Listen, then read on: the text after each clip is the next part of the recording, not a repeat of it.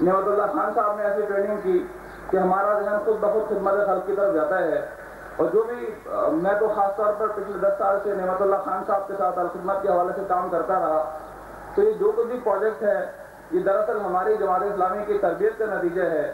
اور اس کا سارا کریڈٹ اس تربیت کو جاتا ہے کہ ہم نے امریکہ اور برطانیہ جانے کے بجائے یہاں رہنے کا فیصلہ کیا تھا، اور یہ فیصلہ کیا کہ جو ہماری ٹریننگ جمعیت اور جماعت نے کی ہے اس کو معاشرے کو لوٹائیں. اس لیے مجھے یہ کہنے میں کوئی عار نہیں ہے کہ ہمارے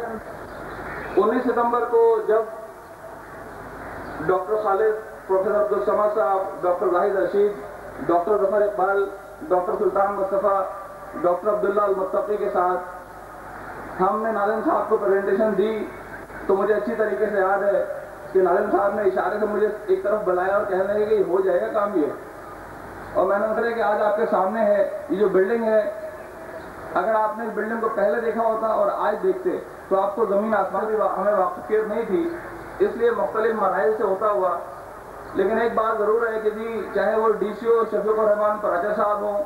چاہے میر حسین علی صاحب ہوں، چاہے شعیب صدیقی صاحب ہوں، اور یو سی کے جو پروجیکٹ تھے وہ آئندہ ہی بن سکتے ہیں، لیکن امراض قلب کو ہاسپٹل جو ہے وہ میٹرنٹی ہوں جو ہاسپٹل سے بہت زیادہ. اس سلسلے میں جو لوگ ہمارے ساتھ تھے اور جنہوں نے ہر قدم پر ہماری رہنمائی بھی کی، اس میں میڈیا کے بہت سارے لوگ شامل. ہمارے اشرف بھائی اسٹار اخبار سے اور ڈان سے عزیز اللہ شریف صاحب، ہمیں ہر صحافی کا چاہے وہ الیکٹرانک میڈیا سے تعلق رکھتا ہو چاہے پرنٹ میڈیا سے، اس پروجیکٹ کے لیے جب بھی ہمیں کوئی مشکل آئی. ایک چھوٹا سا واقعہ میں آپ کو بتاؤں کہ کے ایس سی والے جو ہیں یہاں پر سب اسٹیشن پرووائڈ نہیں کر رہے تھے. ایک بات ضرور ہے کہ دو افراد اگر وہ یہاں موجود نہ ہوتے، اگر وہ اس پروجیکٹ میں شامل نہ ہوتے تو یہ پروجیکٹ کبھی نہیں بنتا. ایک تو پروفیسر عبدالصمد صاحب قلب کے علاج کو متعارف کروایا، اور ہم نے ہمیشہ سر کو NICVD میں سر اپنا اوپر اٹھا کے دیکھا. اتنی قداور شخصیت کہ ان کے نام سے ہی جو ہے وہ پوری دنیا میں ان کو جانا جاتا ہے. سمد صاحب کو بے شمار آفرز تھیں، آغا خان سے آفر تھی، اور ہم اور پورا کراچی ان کا مشکور ہیں کہ انہوں نے سٹی ناظم نعمت اللہ خان کی ریکویسٹ پر ان کی ایک درخواست منظور کی، اور سعودی عرب نہیں گئے، آغا خان جوائن نہیں کیا، کوئی اور پرائیویٹ سیکٹر کا ہاسپٹل جوائن نہیں کیا، بلکہ غریبوں کے لیے بنائے گئے اس اسپتال کی ڈائریکٹرشپ قبول کی. اور میں سمجھتا ہوں کہ جی اگر وہ نہ ہوتے، اگر وہ یہ فیصلہ نہ کرتے تو ہمارے لیے بڑا مشکل ہوتا کسی اور کو تلاش کرنا، کیونکہ پاکستان میں ان جیسے چند لوگ بھی شاید میسر نہیں ہیں. یہی وجہ ہے کہ سندھ اور بلوچستان میں کراچی کے علاوہ کہیں اور ہیں. جو بلوچستان کے ایک گاؤں سے، ایک دیہی آبادی سے، اوسطا محمد نام ہے اس گاؤں کا، جو ظفر اللہ خان جمالی صاحب سابق پرائم منسٹر صاحب کا علاقہ ہے، اس علاقے سے ایک پیشنٹ یہاں آیا ہوا تھا. اس کے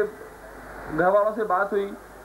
تو اس نے بتایا کہ جی وہ اینجیوگرافی اس کو ریکمنڈ کی ہے کسی نے، اور وہ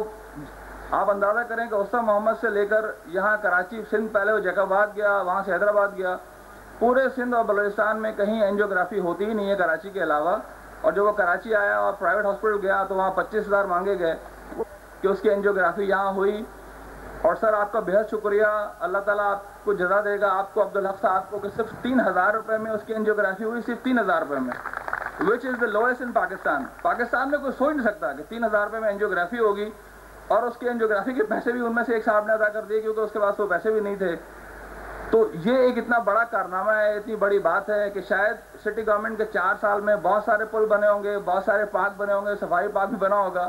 لیکن KIHD ان تمام پروجیکٹ کے ٹاپ پہ رکھا ہوا ہے. اور یہ ناظم صاحب کا ایک ایسا کارنامہ ہے جو ان کو بھی، ہمیں بھی، کراچی شہر کے لوگوں کو بھی، پورے پاکستان کے لوگوں کو بھی ہمیشہ یاد رہے گا